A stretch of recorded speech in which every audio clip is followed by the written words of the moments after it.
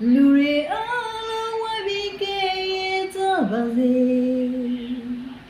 ယုံကြည်ထားတဲ့တိုင်းမရှိစေရမယ်လေ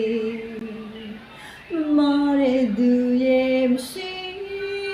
ကိုဘဝကိုပဲမသိတော့လေအသားစီများတဲ့ဒုက္ခလိုက်တွေကိုပြတ်သားကြရတဲ့နေ့မြများစွာရဲ့ခက်ခဲလို့နေလေဒီမှာလည်းကြည့်သူနေမယ်ကျူစားပြီးရည်လာခဲ့ဒီခေါ်များဝေးထားပါရဲ့